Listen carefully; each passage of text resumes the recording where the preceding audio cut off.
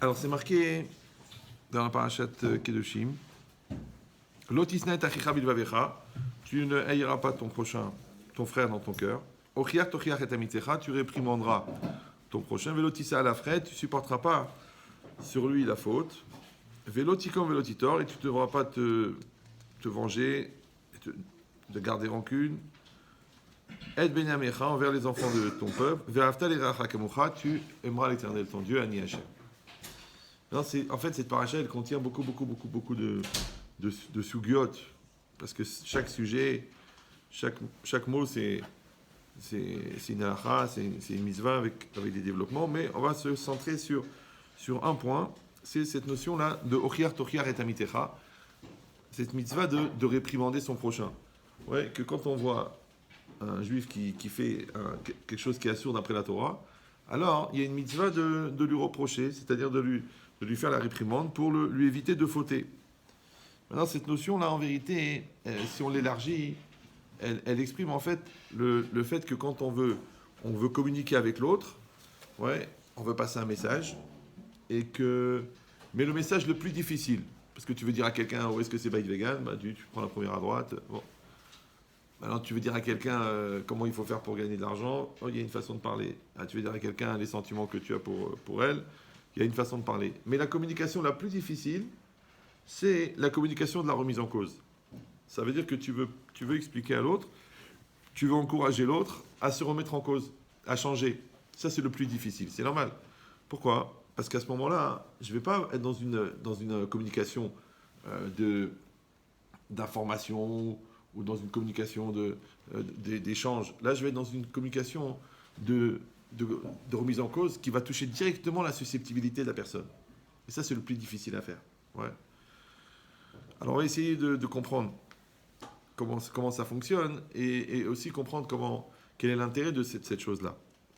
Quand c'est marqué ici, Ochiar, Tochiar et Amitecha, alors on voit que cette mitzvah-là, elle est entourée de deux mitzvot contraires. Au début, c'est marqué Lotisna et Achicha, tu n'haïras pas ton prochain, ton frère. Et à la fin, c'est marqué Ve'afta l'iracha kamocha, tu aimeras ton prochain. On l'a déjà expliqué, je ne sais pas si je l'ai déjà dit ici, mais c'est pas grave si vous le réécoutez, au pire, vous comprenez mieux. C'est que la haine et l'amour, c'est deux mitzvot de la Torah. Ok, envers le prochain. Que la Torah, elle a demandé que tu ne haïsses pas, et la Torah, elle a demandé que tu aimes. Maintenant, on a expliqué déjà que Ahava, c'est la même gematria que Echad. Donc aimer, c'est faire un. Mais Sin-A, c'est la haine. Et Sin-A, au niveau phonétique, ça ressemble à Shnaim. Shnaim, c'est deux. Donc quand la Torah elle a dit une misvat assez de Ve'a Afta, ça veut dire que tu feras un avec l'autre. Et quand la Torah elle a donné à l'autre assez un interdit de haine, elle dit tu ne feras pas deux avec l'autre. Oui. C'est que tout ce qui va t'écarter, tout ce qui va créer la fracture, tout ce qui va créer la distance, oui, ça, la Torah dit l'otisna et achicha. Tu ne haïras pas ton prochain, d'accord ? Par contre, le contraire, elle a demandé de manière dynamique et positive et volontaire, Ve'a Afta. Alors, je ne sais pas si je l'avais dit, je ne l'avais pas dit, mais c'est intéressant que la haine, c'est un lota assez, et que l'amour, c'est un assez. Bon, vous allez dire, c'est un peu évident. Quand la Torah dit tu dois aimer, alors c'est une mitzvah assez. Comme tu mets les tefilines, c'est une mitzvah active, positive, active. Par contre, la haine, c'est une mitzvah lota assez. Tout le monde sait qu'il y a une différence entre le assez et le lota assez. C'est que quand, dans un lota assez, je dois faire preuve de retenue. Je retiens une énergie. Par contre, le contraire, dans le assez, je dois aller développer une énergie, je dois aller vers l'autre, je dois aller faire quelque chose. Quand je dois mettre les téfilines, je dois rentrer dans le mikvé, je dois mettre ma tête dans la Gemara. Là, c'est actif. Alors que le lota assez, je fais attention de ne pas penser à autre chose pendant le seder. Ça, c'est un lota assez. Je dis, cette logique-là, elle est intéressante que dans l'amour, la Torah, elle a demandé que je sois actif, et dans la haine, que je sois passif. Maintenant, c'est très compliqué de savoir qu'est-ce qui demande plus d'énergie. De se bouger quand je suis lourd, d'accord ? Ou de se retenir quand j'ai envie de faire du mal. Qu'est-ce qui demande le plus d'effort ? Il dit, mais c'est marqué ici qu'il faut être actif dans l'amour et passif dans la haine. C'est intéressant parce qu'en général, c'est exactement le contraire. Les gens, ils sont passifs dans l'amour de l'autre, ouais, et ils sont actifs dans la haine. D'accord ? Ce qui va les séparer, il va tout de suite remarquer, ah tiens, il m'a vexé, ah, il ne m'a pas rappelé, ah, il m'a fait ça, ah, qu'est-ce qu'il croit, lui, pour qui il se prend ? Là, on est actif dans ce qui nous sépare, ouais. Mais on est passif dans ce qui nous rapproche. Eh bien, s'il veut faire un effort, si elle veut, elle n'a qu'à venir, elle n'a qu'à me le dire, elle n'a qu'à... Non, c'est écrit le contraire.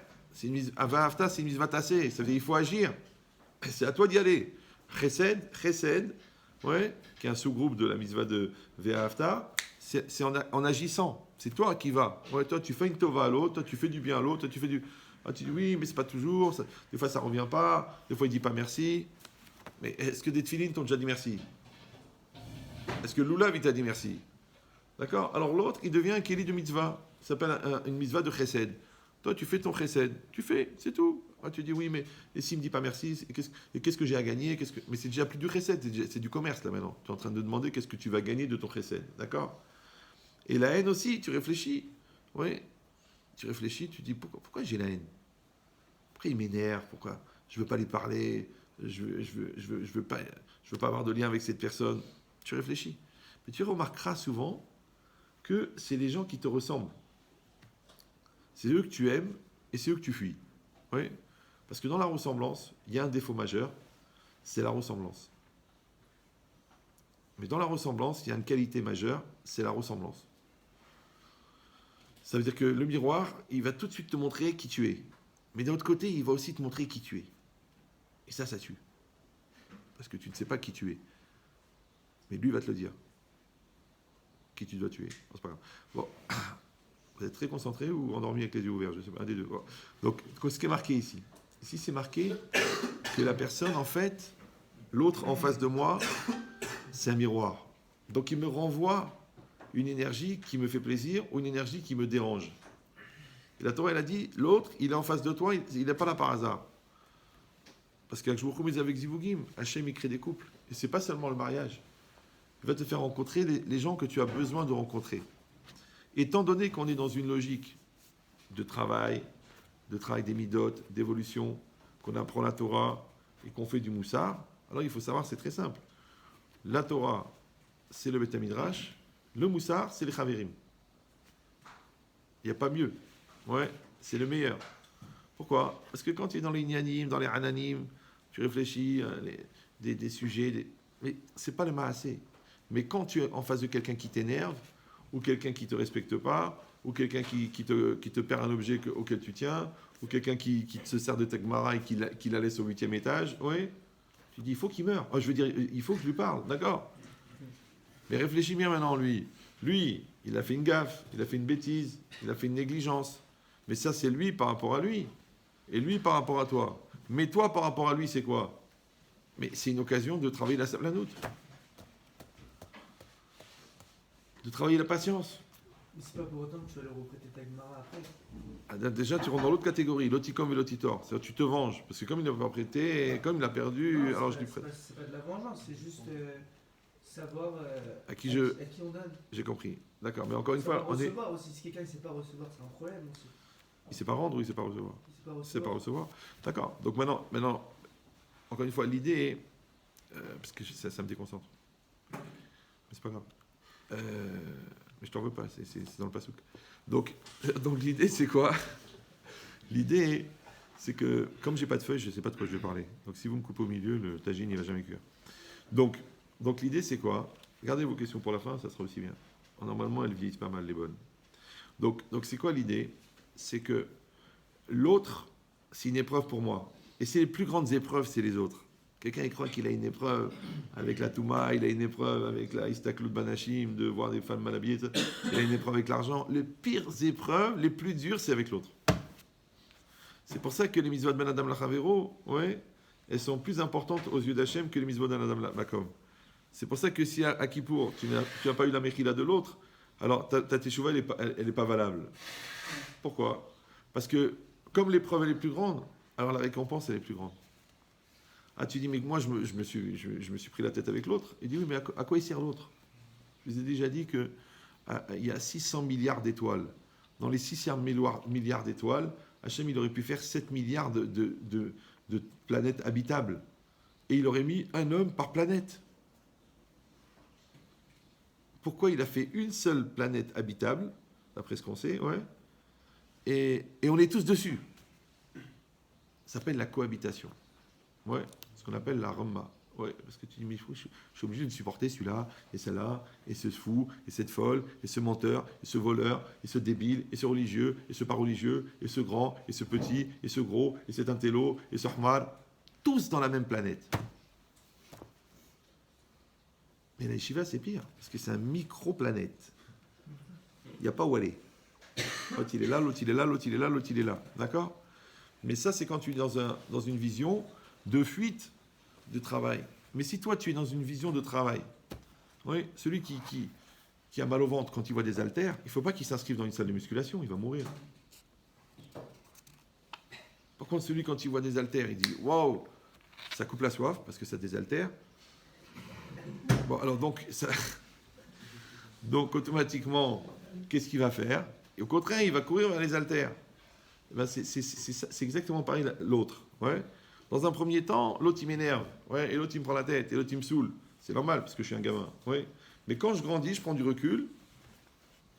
Et surtout que si vous avez un projet de mariage, si Dieu veut un jour, ouais, je vous dis que tout ce que vous avez comme Nisayon de Savlanout avant le mariage, c'est rien à côté du mariage. Le feu. Apocalypse Now. Ouais, c'est normal. Pourquoi? Parce que puisqu'il y a une mitzvah de faire un avec l'autre, il y a de ça, de faire deux. Mais avec la femme, c'est encore plus une mitzvah. Encore plus forte, ça s'appelle le shalom. Donc il y a un yetzara correspondant. Donc il y aura 32 millions d'occasions de se prendre la tête. Donc si tu n'es pas blindé, si tu n'es pas fort, si tu n'as pas de recul, mais ça va être tous les jours le feu. Je vois aujourd'hui plein de shalom baït, 6 mois de mariage, 2 semaines de mariage, 4 mois de mariage. Mais c'est de la folie. Là, le record que j'ai vu là, c'est un gars, il s'est marié jeudi à Marrakech, dimanche, il a demandé le guet. Je dis dommage, j'aurais dû demander le guet avant. D'accord? Il aurait gagné du temps. Mais c'est quoi l'idée? C'est que la personne, elle n'a pas compris. Mais c'est du travail. Il faut arrêter là, les bisounours et les ambiances et autant on emporte le vent. Ouais. Autant on emporte le vent, c'est pour les gens légers, puisqu'ils sont emportés par... D'accord? Non, une personne, elle se pose, elle dit attention, il va y avoir du travail. Alors pourquoi il va y avoir du travail? Parce qu'on aurait voulu que ça marche tout seul, que ça soit super, comme dans les films. Mais non, il n'y a que les imprimantes qui fonctionnent en plug and play. Une femme, elle n'imprime pas du tout. Ouais. Donc c'est toi qui vas faire le travail. Et pourquoi? Parce que le travail, c'est ça qui va nous relier. Maintenant, en fait, la yeshiva, dans les midot, elles vont t'aider à construire les midot que tu auras besoin dans ton mariage. Parce que si tu peux en supporter 15, ouais, tu vas comprendre les 15 facettes de ta femme après, à supporter. Alors, j'ai pas dit que la femme est horrible. Il ne faut pas non plus en faire une image incroyable, parce que de toute façon, c'est pire. Mais non, ce que je veux dire, c'est que c'est pas la femme qui est horrible. C'est le nisayon que tu vas avoir. Parce que comme il y a à construire, d'accord, donc il y a un yetzara à détruire. Donc en fait, l'entraînement, c'est maintenant. Oui, mais les gens, qu'est-ce qu'ils font? Ils se défilent, ils accusent l'autre, ils se prennent pas la tête, ils évitent les problèmes, ils font le mchon, ils font la tête, ils s'écartent des choses, ils fuient les trucs. Après, quand ils arrivent dans le mariage, ils se retrouvent. Il n'y a pas où aller, baba, dans la même maison. Si je m'en fiche, je dors ailleurs. Il n'y a pas, tu dors pas ailleurs, c'est là-bas. Ah, tu dis, mais je vais régler ça avec des gens. Ah bon? Alors plus tu fais intervenir de gens, plus c'est compliqué. Après, il dit, je vais parler à ses parents. Oh là là là là là là là. D'accord? À la directrice du séminaire, Raoudon Kolo. Donc, comment tu vas faire? Il va falloir que vous vous débrouillez. Donc, tous ces exercices que tu vas faire avec tes Chaverim à la Yeshiva, en vérité, tu vas faire de la musculation de Savlanout. C'est ce que tu vas devenir the Savlanouteur. Ouais? L'homme fort, qui est tranquille, qui est détente, qui voit les choses arriver de loin et qui va lui décider de quelle impulsion il va mettre dans cette relation. Est-ce qu'il va mettre une impulsion de construction, une impulsion de préservation, une impulsion positive? Ouais, c'est toi qui décides. Mais si tu es encore dans une logique de réaction, genre toi tu m'as vexé, je fais la tête, toi tu m'as pris mon truc, je te casse la figure, toi tu m'as mal parlé, je t'envoie balader, mais tu n'as même pas commencé à vivre. Ça va être Wimbledon. Le Tzara, il va compter les balles. Tac, tac, tac, tac, tac, tac. Surtout que ça prend 3 secondes. Parce que pour construire la confiance, ça prend des années. Pour la détruire, ça prend des secondes. Pour éduquer un enfant, ça prend 20 ans. Pour le tuer, ça prend une seconde. Il faut juste taper au bon endroit. Ouais, ben, c'est exactement pareil. Quand on est dans une logique de dire, l'autre, c'est un exercice pour moi. Et je vais grandir avec lui. Ouais. Et si quelqu'un va dire, oui, ben, ça dépend des autres. Ouais, déjà, tu commences. parce que tous les Sfarim de Moussar, ils expliquent que l'autre, il s'appelle Tselem Elohim. C'est que moi, je ne suis pas en train de battre avec quelqu'un. Ouais. Quelqu'un. Oui, moi, j'ai en face de moi une personne qui a une Neshama. La Neshama, ensuite, elle a Yetzara, elle a une personne dedans. Et cette personne-là, elle a Yetzara, Yetzeratov. Et Yetzara, Yetzeratov, c'est des anges d'Hachem. D'accord? Donc l'autre, en fait, quand il me parle à moi, et c'est Hachem qui l'utilise pour me parler à moi. Vous me suivez ou non? Maintenant, aujourd'hui, son dialogue, c'est j'ai envie de faire Charouta avec toi. Ok. L'homme, aujourd'hui, son dialogue, c'est j'aime pas ta tronche. Ok. Donc j'entends maintenant, je reçois le message. Qu'est-ce que je fais avec? Maintenant, si j'envoie balader le message, ouais, eh ben, c'est comme si je dis moi, je roule jamais sur les routes départementales. Comment tu vas avoir ton permis? Tu refuses l'exercice. D'accord? Celui-là, je lui parle pas, celui-là, il m'intéresse pas, celui-là, il me saoule, celui-là, c'est pas mon genre, celui-là, Ashkenaz, celui-là, Sfarad, celui-là, Tunisien, celui-là, Marocain. Mais attention, papa, parce que je t'ai expliqué que c'est l'autre qui te fait grandir. Donc quand tu refuses l'exercice, tu grandis pas. Maintenant, tu pourras tout expliquer, hein. Oui, mais je vais vous expliquer, Rav. Je vais vous expliquer, c'est parce que comme ça, c'est pas comme ça. Tout ça, c'est du baratin. Et le baratin, c'est pas un endroit où on sert des tisanes. Ouais, le baratin, c'est une relation fausse avec la réalité. Aucune réactivité, mais vous êtes dans le coma ou quoi? Bon, alors, donc c'est quoi? J'ai besoin des blagues pour savoir si vous suivez. Je sais que vous me respectez, que vous faites un effort énorme pour dormir avec les yeux ouverts, mais non, c'est pour vous exciter, ça. Non, c'est mon dernier jour de la semaine. Donc j'essaye vraiment de le kiffer. Donc qu'est-ce qui est marqué ici? Ici, c'est marqué que l'autre, ouais, c'est l'école de mon apprentissage. Donc les gens sérieux, ils vont à l'école. Les gens pas sérieux, ils fuient l'école. Mais étant donné que Akadosh Baruch Hu, par anticipation, il sait que dans un an, il va te donner tel type d'exercice, et que pour faire tel type d'exercice à l'examen, tu as besoin de ces notions-là que tu apprends maintenant, parce que l'examen de maths de fin d'année, en général, il va être sur les notions que tu as apprises pendant l'année. Mais si tu n'as pas fait les exercices pendant l'année, quand tu arrives à l'examen de maths, tu te dis, mais attends, mais comment ça se fait que l'énoncé est en anglais? Mais non, c'est parce que tu comprends rien. Donc le bon Dieu, il te donne les kélim aujourd'hui dont tu auras besoin pour l'initianote de plus tard. Donc les gens malins, ils font les exercices, les autres, ils évitent. Alors il y a des gens comme ça qui glissent, des espèces de savonnettes. Hop, hop, hop, hop, hop, hop, hop, hop, hop. Ok, c'est bien. Ouais, t'as pas eu de stress, t'as pas eu de remise en cause, t'as pas grandi, c'est bien. Mais après, quand tu vas arriver dans la chose, tu vas trouver que c'est disproportionné. Mais c'est quoi cette bonne femme? Mais c'est quoi ce truc? Mais c'est quoi ce voisin? Mais c'est quoi ce père? C'est quoi cette mère? Mais bon, on t'a donné les outils. On t'a donné les exercices, mais il faut les faire au fur et à mesure. C'est comme si tu achètes une maison, il y a un crédit. On te dit, bon, alors il faut payer 1 000 € par mois. Oh, 1 000 € par mois? Ok, mais pas tous les mois. Bah si, c'est un crédit. Ah bon? Et si on ne paye pas, ça se cumule? Quoi? Ça se cumule en plus? Oh, un peu de Rahmanout quand même, au moins 8-9 ans, tu me laisses tranquille. Mais non, c'est un achat. Tu payes tous les mois. Eh bien, la Chorma, c'est à crédit. Oui, le couple, c'est à crédit. Le Olam Haba, c'est à crédit. Tu payes le crédit. Maintenant, les gens malins, qu'est-ce qu'ils font? Ils payent tous les mois. Et les imbéciles, ils se débrouillent pour ne pas payer. Et un jour, on vient, on dit, hop, on enlève la maison, monsieur. Comment ça? Comment vous enlevez la maison? Mais Baba, je t'ai dit, il faut payer. Monsieur, il faut payer. Toi, Shalom Baïd, tu payes. Tous les jours, à ta femme, bonjour mon amour, comment ça va? Où est-ce qu'on en est? Tu veux qu'on évolue? Tu veux qu'on grandisse? C'est normal. Tu payes. Ah, dis, je paye pas. Moi, je lui parle pas. Elle me saoule, elle me prend la tête. Après, tu reçois une lettre, convocation, beddin, pour le divorce. Enfin, chérie, mais de quoi tu parles? Tu veux qu'on divorce? Mais c'est pas possible, parce qu'on n'est même pas mariés. Ah, c'est vrai. D'accord. Donc, ça veut dire quoi? Ça veut dire que la vie, c'est des échéances. Encore une fois, les gens malins, ils payent leurs dettes. Paye tes dettes. Qu'est-ce que ça peut te faire? Paye. Ouais, c'est pareil, c'est une yeshiva. Tu viens, tu étudies. Ah non, mais je n'ai pas le moral, je suis pas bien en ce moment. J'ai une gastro mentale. D'accord? Mais c'est une yeshiva. C'est pas un club med, c'est une yeshiva. Yeshiva, tu étudies. Au bar, tu bois. Au restaurant, tu manges. La yeshiva, tu étudies. Ah, mais c'est pas évident. Je n'ai pas le moral en ce moment. Qu'en plus, avec ce qui se passe, j'ai envie de mettre un gilet jaune. Mais t'es fou, quoi, toi? Non, il faut te concentrer sur ce que tu es en train de vivre. Ouais. Et dans toute la vie, c'est pareil. Quand tu as un copain de chambre, c'est Mina Shamaim, tu dis, ah, mais quel clara, que je te dise. D'accord. Bon, il ronfle, l'autre il fait du bruit. Je vous avais raconté ça une fois. Un gars à la yeshiva, il voulait toujours me parler. Moi, j'étais content, mais à 3h30 du matin. Alors moi, j'étais allongé comme ça, et lui, il parlait, et moi, je dormais. Et j'avais un bourdonnement dans la tête, j'ai dit, mais il y a un truc qui va pas. Je rêvais que quelqu'un était en train de me torturer. En fait, c'était lui qui était en train de parler. Alors, le lendemain, j'allais le voir, je dis, écoute, ok, on parle, ok, on fait du chesed, mais 3h30 du matin, à quel niveau de tzaddik tu m'as mis, toi? Il m'a dit, pourquoi, Ria, j'ai besoin de parler? Je dis, ok, viens parler, mais ce soir, tu vas mourir. J'ai mis un marteau sous l'oreiller, tu vas mourir. Je vais t'éclaircir les idées, mais on va voir à travers. Ouais. Bon, c'était beaucoup moins violent, mais ça veut dire que le gars, il est là. Maintenant, toi, tu réfléchis, mais qu'est-ce qu'il veut, ce gars-là, à 3h30 du matin? Ou l'autre, il range sa chambre, à 2h du matin. Que des sacs en plastique.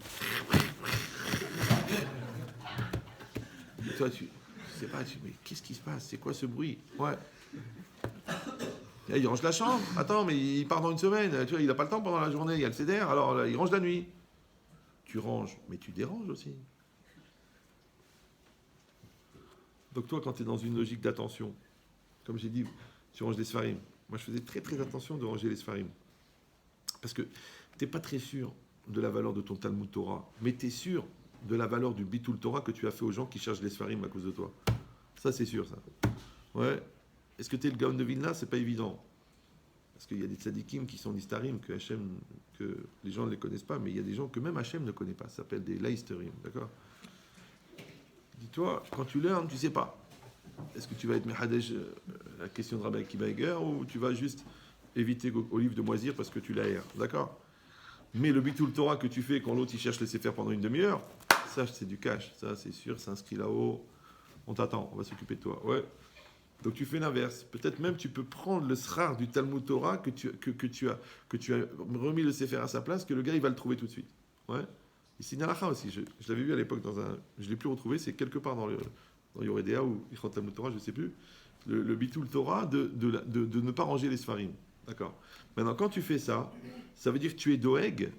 Ouais. Tu t'intéresses au Talmud Torah de l'autre. Tu as le souci du Talmud Torah de l'autre.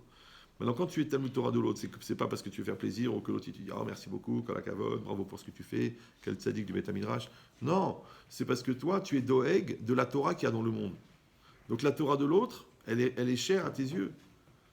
Pourquoi? Parce qu'elle fait partie de la Torah Shlema. Elle fait partie de toute la Torah chez Béalpé qui est étudiée dans le monde. Maintenant, le Rav Yerucham Halevi, il dit ça. Il dit à Meyaker, Torah Tacheni, ça veut dire que toi, la Torah de l'autre, elle est chère à tes yeux. Tu es content d'écouter un chidouche de l'autre, tu es content d'écouter une chaboura de l'autre, ça t'intéresse. Tu dis, waouh, quel chacham, ouais. Donc ça veut dire quoi? C'est quand toi, tu rends chère la Torah de l'autre, alors Hachem, il s'intéresse à la tienne. Donc il va donner, si à Tanishmaya, de trouver la couche de Rabbi Akiva Eger, de trouver le tirous du Magine Shlomo pour défendre le Rashi contre le Tosfot. Parce que tu as à cœur de dire « Ah, mais c'est pas possible. Rashi, il n'a pas envisagé ça. Comment son petit-fils, il peut se rebeller contre lui ?» D'accord? Donc tu trouves le tirout. Waouh! Après, tu vois le Magidi Shlomo, il dit la même chose. Mais pourquoi tu vas avoir cette siyata d'Ishmaïa? Parce que tu es doeg de la Torah. Oui? Maintenant, comment tu es doeg de la Torah? À travers l'autre. C'est-à-dire que même l'autre, il devient Kéli de Torah. Oui? C'est pareil la Chavruta. Si toi, tu es intéressé à ce que l'autre, il comprenne bien. Et toi aussi, tu veux apprendre de l'autre. Donc la Chavruta, elle devient une école de Moussa. Parce que le pshat et la réflexion et la question et le développement, c'est une chose. Mais toutes les midotes qu'il faut pour fonctionner avec l'autre, ouais, c'est-à-dire d'apprendre à écouter l'autre et d'être modé à la émette, de reconnaître la vérité. Si le gars, il dit un bon tirout, ça fait partie des midotes qui seront nécessaires. C'est pour ça qu'on ne peut jamais séparer le limud Torah des midotes. Et toutes les mitzvot d'ailleurs, des midotes. Parce que les deux vont ensemble. Il dit maintenant d'accepter que l'autre, en fin de compte, c'est comme le cahier de travaux pratiques. C'est la théorie, c'est le Messiat Esharim, c'est Rav Dessler, mais la pratique, c'est l'autre. C'est ça les exercices de travaux pratiques. Donc quand tu vas le faire avec lui, donc tu acceptes qu'en fin de compte, ce qui te dérange chez l'autre, en fin de compte, c'est ce qui t'oblige à t'adapter à l'autre. C'est ça la mida. Ouais. Encore une fois, j'ai pas dit que tu vas te laisser marcher sur les pieds et que, comme tu as dit, tu vas lui reprêter ta Gemara ou pas. C'est un autre problème. Ça, c'est après dans les conséquences. Mais l'événement lui-même, à quoi il me sert? À quoi il me sert cet événement maintenant que ça me monte les nerfs? D'accord? Alors je réfléchis, je travaille pour que ça me monte moins les nerfs. Et encore moins les nerfs. Encore moins les nerfs qu'à la fin, ça ne me fait plus rien. Pas parce que je suis insensible, mais parce que j'ai du recul. Quand j'ai du recul, je peux gérer une chose. Ouais. Mais la force du Yetzer Hara, c'est la surprise et l'émotion. Surprise, émotion. Surprise, émotion. Et paf, j'éclate. Et paf, je dis un mot que je regrette. Et paf, je fais une chose que j'aurais pas dû faire. Et pire encore, je fais un acte de violence. Je pousse la personne. Ça veut dire que tu es dans la chitsuniut. Tu es dans l'extériorité des choses. Ouais. Parce que tu n'as pas assez de recul pour voir exactement quelle est la teneur de l'événement. Et ça, c'est des petits exercices. Quand il y aura des grands exercices, l'autre, il va te planter de 30 000 euros. D'accord? L'autre, il va faire du lachon hara sur toi, il va casser ton fiançailles. Il y en aura des vraies occasions. Ça, c'est rien. Ça, c'est des amuse-gueules. Ouais. C'est des petits apéritifs. Les vrais, ils vont arriver.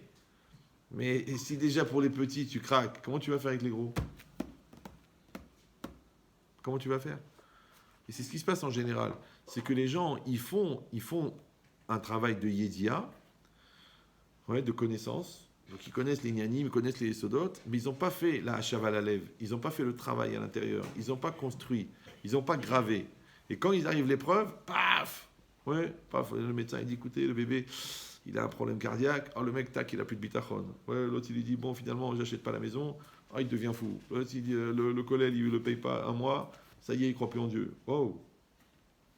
Mais c'est la vie, ça, Baba. Toute la vie, c'est comme ça.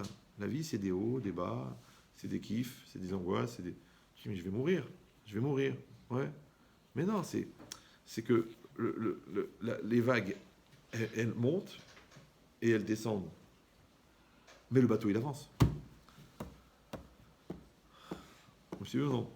Mais si tu es dans une logique, bah écoute, quand ça va bien, mais quand ça va pas du tout. Hein. Ah non, quand ça va pas. Mais ça va et ça va pas. C'est comme ça la vie. Il y a des hauts et des bas. J'avais raconté l'histoire du gars qui vomit dans le bateau ou non? Non? C'est un très bel exemple. Je ne sais pas pourquoi la Gemara ne l'a pas imaginé, parce que franchement, elle est très bonne. C'est un monsieur qui a payé une croisière 5 000 euros la semaine. Il a bien payé. Il a pris première classe, avec prestation première classe. Manque de peau, la mer est mauvaise. Tout le bateau est en train de vomir. Et lui, le premier. Et il vomit. Et il s'énerve. Il cherche le capitaine. Il va dans tout le bateau, il arrive dans la cabine de pilotage, il trouve le capitaine. Non seulement le capitaine, il est cool, il vomit pas, mais en plus, il fume une pipe que rien que l'odeur, t'as envie de vomir. Il dit, monsieur le capitaine, j'ai payé 5 000 euros, d'accord? Alors, vous me réglez ce problème de tangage. Le gars, il dit, écoutez, monsieur, vous avez payé 5 000 euros pour avoir une cabine dans le bateau, pour rester une semaine avec nous, pour avoir 2500 employés qui sont à votre disposition dans un bateau de croisière, mais vous n'avez pas payé la mer, vous n'avez pas payé le temps.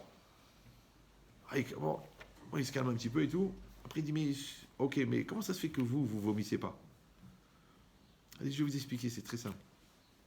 Vous voyez la mer, il y a des vagues. La vague, elle est haute, puis après, elle est basse. Vous savez que des vagues, ça peut aller jusqu'à 15 mètres de haut. 15 mètres, c'est énorme.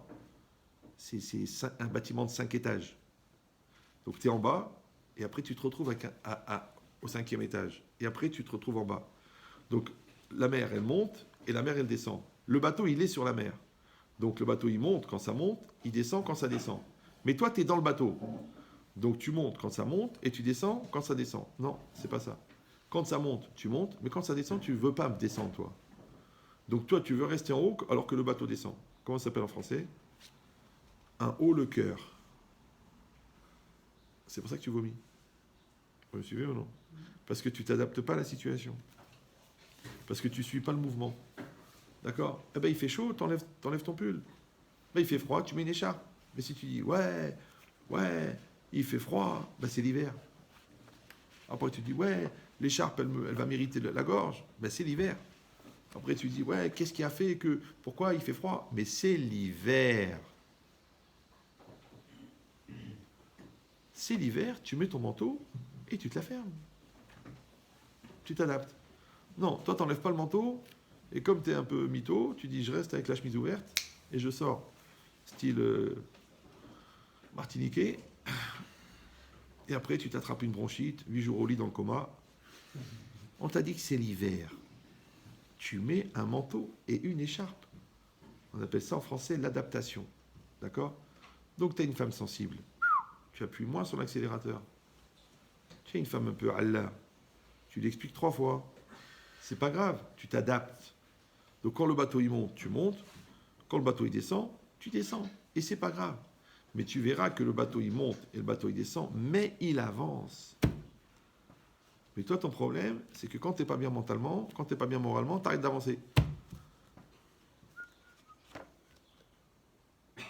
Non, tu continues à avancer. Tu avances. Maintenant, tu es plus en forme, moins en forme. Tu prends un café, tu prends des vitamines, tu fais une sieste d'une demi-heure, mais tu avances. C'est marqué ici. Ouais, on a placé cette mitzvah entre les deux, entre tu ne haïras pas et tu aimeras. Ouais, c'est deux paradoxes, c'est deux situations, c'est deux atmosphères. Et au milieu, on a dit Ochiar Tochiar. D'accord? Donc ça veut dire que la limite inférieure, c'est que tu ne dois pas réprimander parce que tu as la haine. Et la limite supérieure, c'est que tu dois réprimander parce que tu aimes l'autre. Vous avez compris ou non? Comme ça, il dit le Rav Shimshon Raphaël Hirsch, qui était très très religieux. Il aurait pu habiter à Beit Vegan. Il a dit Lo tisna et achicha, ochiach tochiach. Ouais, tu ne haïras pas, réprimande. Il dit pourquoi on a marqué tu ne haïras pas juste avant la réprimande? Parce qu'au moment où elle te vient l'impulsion de réprimander, comme ça, tu es dans la rue, d'un seul coup, tu vois quelqu'un qui ne fait pas Shabbat, ou quelqu'un qui se conduit mal, ou quelqu'un. Ah, tu dis tiens, moi je suis le tzaddik, je suis le sauveur, je suis le Mashiach, je suis les pompiers, je vais aller éteindre le feu. Tu dis papa, où tu vas là? Où tu vas? Eh ben, je suis le tzaddik de la yeshiva, je suis là, moi je suis le redresseur de tort, oh, je suis l'homme de la justice. Attends, pourquoi tu as bougé maintenant? Vous savez très bien que le mouvement physique, il est généré par la contradiction de deux forces opposées. Donc il y a une force qui s'appelle le poids, et il y a une force qui s'appelle la pression. Un poids de 40 kg, une pression de 41 kg, paf, ça bouge. Donc à l'intérieur de toi, si tu te mets en mouvement, c'est qu'il y a une contradiction. Il y a Yetzara, Yetzera Tov. Il y a la bonne volonté, la mauvaise volonté. Donc, avant de commencer à ouvrir la bouche, avant de commencer à rentrer dans la vie de l'autre, tu dois réfléchir, pourquoi j'ai bougé maintenant? Qu'est-ce qui me motive? Quel est le mobile du crime? À qui profite le crime? Mais si tu vois qu'au fond, tu as un vieux truc à régler avec le gars, depuis des années, ta tochacha, c'est sûr qu'elle est imprégnée de haine. Donc non seulement qu'elle ne va pas amener de bienfaits, mais en plus de ça, elle va te faire une avéra. Alors comment tu le sais? Parce que c'est marqué juste après, Vélotissa à la frette. Et tu ne supporteras pas sa faute. Ouais, mais c'est quoi la faute sur lui? Alors ils disent les chachamim que quand tu fais la tochacha, tu fais une réprimande. Si tu vois que l'autre il change de tête, il a honte, il se prend une chouma, arrête de parler. Mais si tu vois que tu continues, parce que ça te fait plaisir de jouer le responsable de la commandantour, pendant que l'autre il est le petit juif qui est paniqué, ça veut dire que tu prends plaisir à lui faire du mal.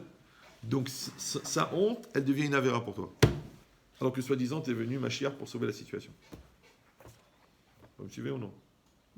Donc si tu vois que tu n'es pas capable de maîtriser les dégâts collatéraux, ça veut dire qu'ils t'intéressent, les dégâts collatéraux. Et si tu es venu pour faire des dégâts, comment tu crois que ta toracha, elle va marcher? Comment tu crois que ta réprimande, elle va marcher? Donc l'otisna et achicha, juste avant, ça veut dire que tu dois réfléchir, quel est ton sentiment? Qu'est-ce que je veux maintenant? Je veux aider la personne, je veux casser la personne, je veux me servir d'un marteau doré, parce que les hommes de Cro-Magnon, ils prenaient un gourdin, et les religieux, ils prennent une halakha pour casser la tête de l'autre.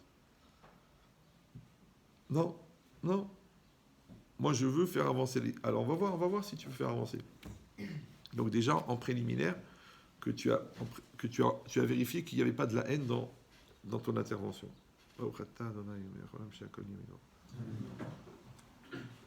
Deuxième élément, c'est marqué Ochiach Tochiach et Amitecha. Ouais, tu réprimanderas et amitecha. Amitecha, c'est quoi?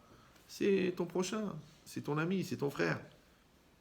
Si tu n'as pas un sentiment de fraternité, si tu n'as pas un sentiment d'amour, si tu n'as pas un sentiment de solidarité, ferme ta bouche. Ah, mais je suis choqué de ce qui se passe. Et moi, je suis un canaï, moi, je ne peux pas supporter Chilul Hashem. Non, maintenant, tu es responsable, toi, du Chilul Hashem. Oui, moi, quand tu vois quelque chose d'assourd, moi, je crie, je suis Pinchas. Ah bon, et quand tu fais les avers en tant qu'achète, qui c'est qui crie? Je suis plus discret déjà. Ouais. Mais le Chilul Hashem, ça existe aussi quand tu es seul. Alors, pourquoi tu t'engueules pas quand tu fais une avéra? Ah, parce que tu es dans la com, donc il faut que tout le monde le sache. Comme ça, tu développes une image de toi. Bon, ça c'est autre chose, c'est du marketing. Quoi, tu vas être élu maire ou quoi? Ouais. Donc c'est quoi l'idée? C'est que la personne, elle est amitecha. Amitecha, ça veut dire que je me mets dans un... non seulement j'ai vérifié qu'il n'y a pas la haine de la personne à qui je vais faire la réprimande, mais à part ça, je vérifie qu'il y a une connotation d'amour à l'intérieur de cette réprimande. Sinon, c'est pas la peine, tu peux te taire. Il n'y a aucune misva. Ouais, c'est une misva qui humite. C'est-à-dire, si tu as l'occasion de bien la faire, fais-la, sinon, ferme-la. Et c'est très bien. Ouais. Après, ça va plus loin, parce qu'il dit le Ramban aussi, il dit que sache que toi, tu t'es rendu compte de la gravité de la faute. Mais le gars qui le fait, les 3/4 des cas, il est shogeg. Pourquoi il est shogeg? Il est involontaire, parce qu'il est moins connaisseur que toi. Mais attention, parce qu'il dit le Ramban, imata yoter chacham, ata yoter racha.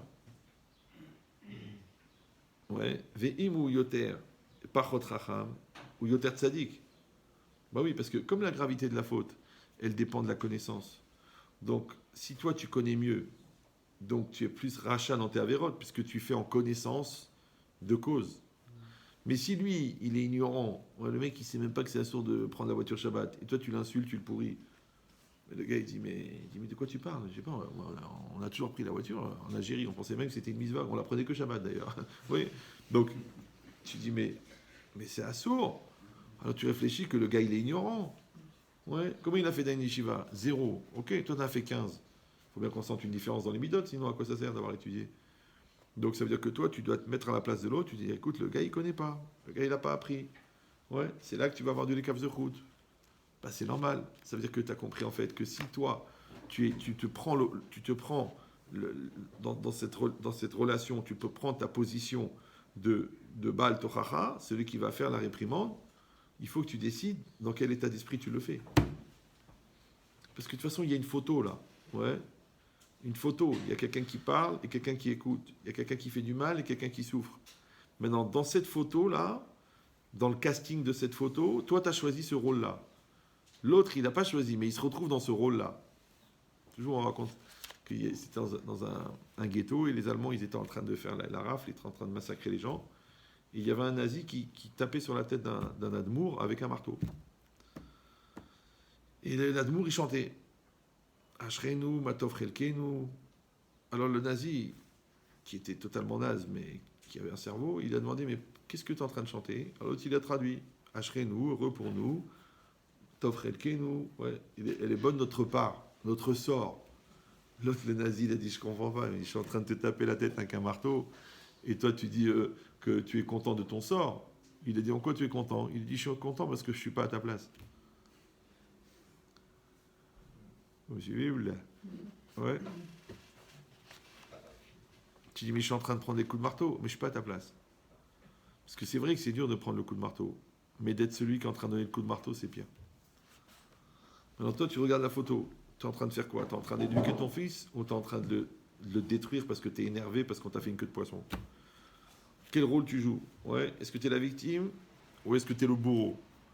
Réfléchis bien. Alors c'est exactement pareil. Maintenant, toi, tu vas rentrer dans la vie de l'autre. La vie de l'autre, c'est Kodesh HaKodashim.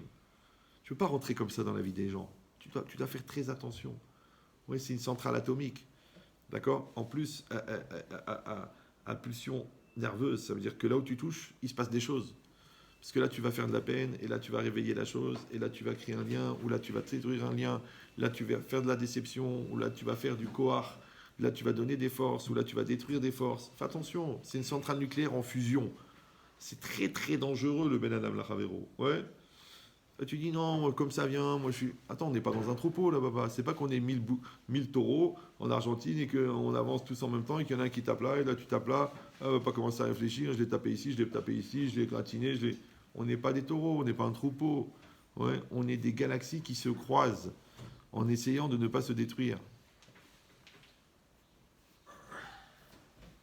Donc cette idée-là, vous avez compris que la personne, maintenant, elle va réfléchir dans quel état d'esprit elle est au moment où elle va ouvrir la bouche.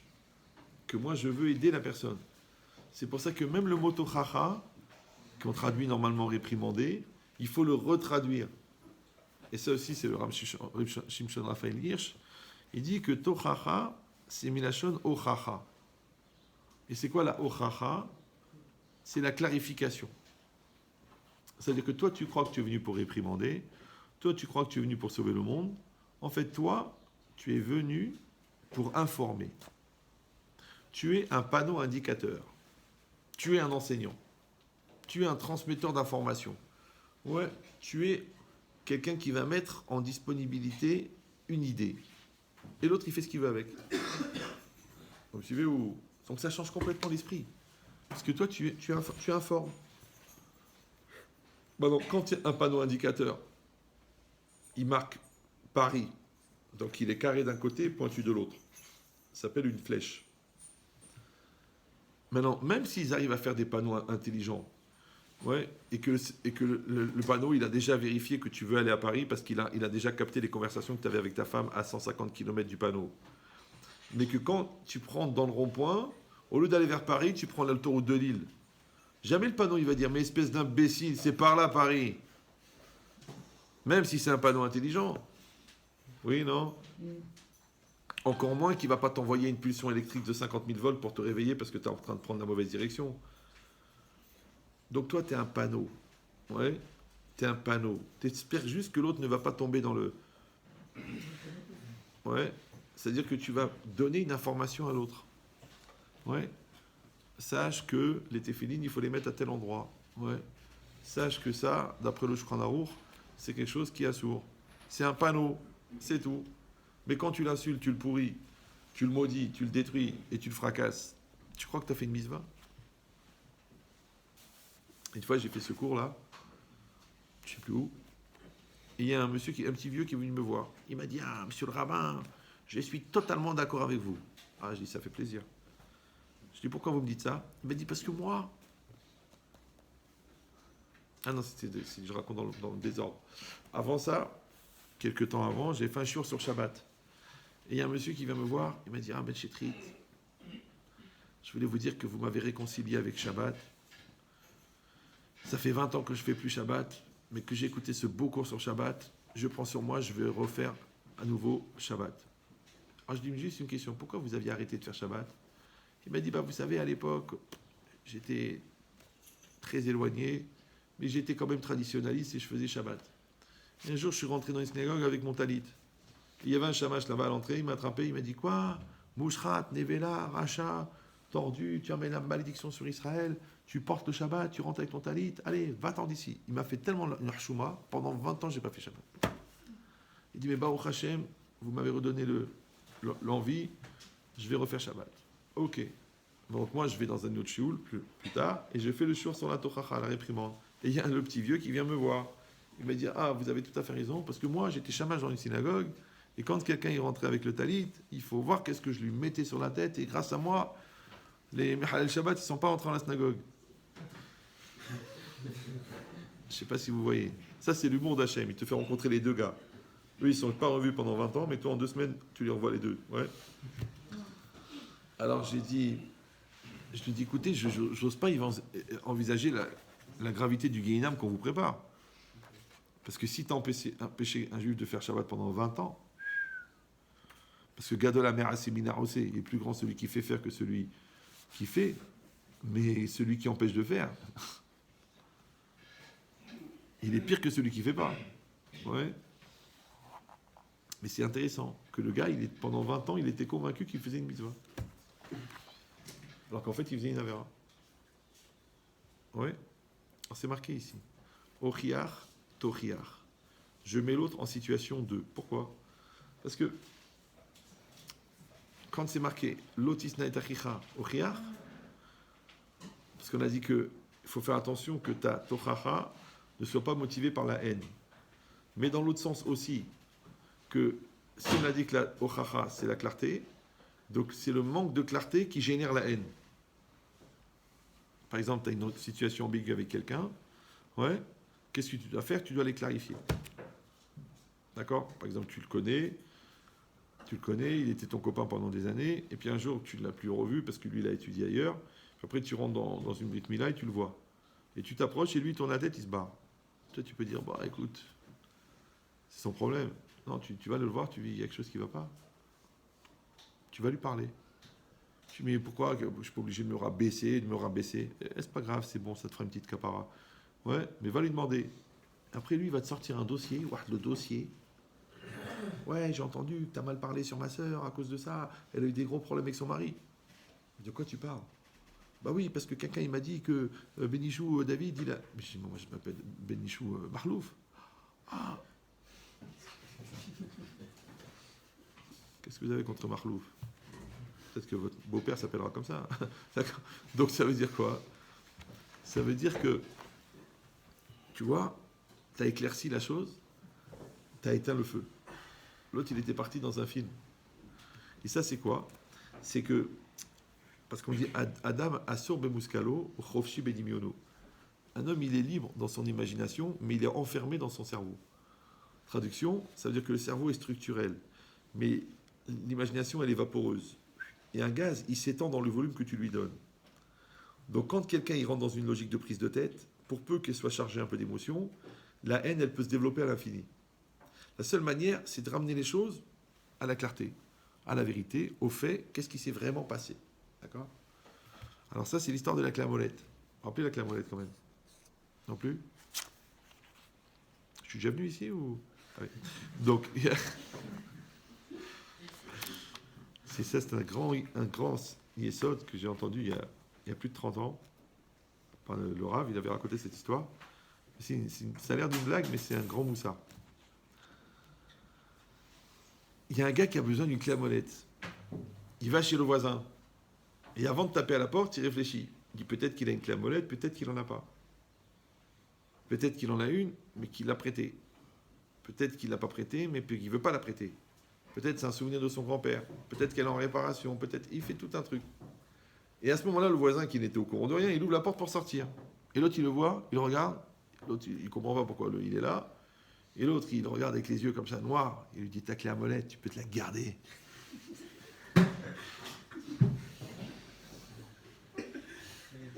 Hein? J'ai pas rencontré? Elle est bonne, franchement. Elle est très bonne. Alors, ça a l'air d'une blague. Mais vous allez voir dans la vie que des fois, il y a des gens qui ont monté des dossiers sur toi, qui ont monté des cathédrales de haine et de rancune et de rancœur et de nervosité et de négation, alors que tu n'étais même pas au courant. Toi, tu étais tranquillement chez toi, et l'autre, il a fait un rolam. Ouais. Toi, tu sais pas que, je sais pas moi, avec ton permis de construire, que tu as construit ce balcon, tu sais pas que le mec en dessous, il a une haine, il veut que tu meurs tous les jours. Ouais. Toi, tu sais pas que quand tu as inscrit ton fils à l'école, eh ben, c'était la dernière place de libre. Et lui, il a amené sa fille juste après. Il lui a dit, ah bah écoutez, la dernière place a été prise par ce monsieur. Maintenant, il te connaît pas, mais il a une haine, genre comme si c'est ta faute à toi si le mec, il est venu en retard pour inscrire. Donc les gens, ils se montent des histoires dans leur tête. Mais toi, tu le sais pas. Tu te dis, ben, est-ce que je suis responsable de ce que les gens montent dans leur tête? Alors quand le signal d'alarme, il s'allume, c'est que tu vois la tranche de cake du gars, parce qu'il connaît une seule recette de gâteau, c'est le cake, il le sert en général en tranche. Tu dis, c'est ce regard-là, cette froideur-là dans les yeux, ce rictus de Mshon, il a un problème avec moi, ce mec-là. Tu vas le voir. Toi, t'es Magdim Shalom. Shalom Aleichem, comment ça va? Alors, tu vas voir, soit le gars, il va faire l'hypocrite. Bien sûr, ça va très bien. Mais tu sens qu'il a envie que tu meurs. Ouais. Soit il va rester froid comme ça. Soit pire encore, il va pas te tendre la main. Soit pire, il va tourner la tête. Wow, celui-là, il te maudit tous les jours. Ouais. Donc tu vas le voir. Tu dis, écoute, excuse-moi, si j'ai fait quelque chose, je veux vraiment qu'on en parle. Je veux pas qu'il y ait une kpida, je veux pas que tu aies un truc dans la tête, je veux pas que tu aies... Et le gars, il va comme tu as incisé le furoncle, donc le puits, il va sortir. Ouais, voilà, ouais, depuis là, j'y vais. Putain, ça fait 34 ans. Ouais, c'est toi, tu m'as pris mon chidour. Attends, mais tu l'avais rencontré la fille? Non, mais j'ai imaginé de le faire. Qu'est-ce que je te dis? Ouais, t'as épousé ma femme. Oh, wow, wow, wow. Les gens, ils partent dans des...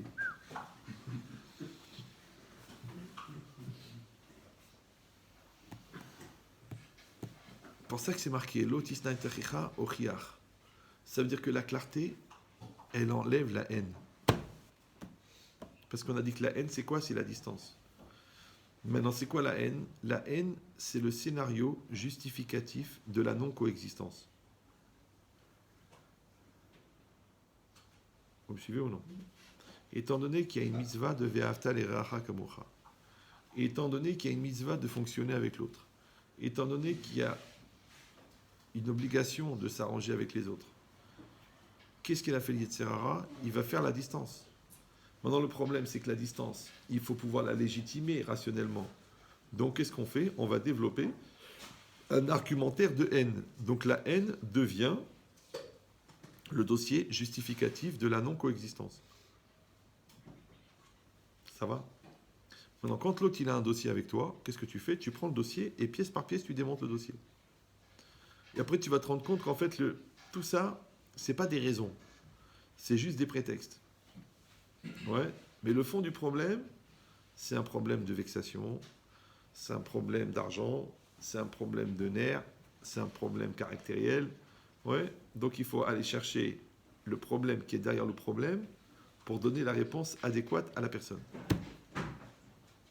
Vous me suivez ou non? Et encore une fois, si tu vas dire, mais en quoi c'est mon problème? Mais qui crève et qui s'étouffe avec sa haine. Je dis, mais toi, tu crois en Dieu, non? Tu crois en Dieu. Et lui, il est en face de toi. Ok. Donc tu es concerné. Veitem nekim lachem. Ou les Israël, ou les aînés Israël. Donc toi, qu'est-ce que tu fais? Tu te sers de l'événement pour grandir. Donc c'est bien pour toi. Encore de la musculation. Encore de la musculation. Encore. Je sais ce que vous allez me dire. Oui, ben celle-là, je m'en passerai bien. Hein. Je préfère de la musculation sympathique que moi j'ai choisie que la musculation négative qu'on m'impose. Mais, tu sais, les gens dans les commandos, ils font des exercices, ils font des exercices, ils font des exercices. Et après, on leur fait des surprises. Ah, tu dis, moi, mais c'était pas comme dans l'exercice. C'est bien. C'est comme le prof de maths. Il te fait l'interro et demain, il met un petit piège.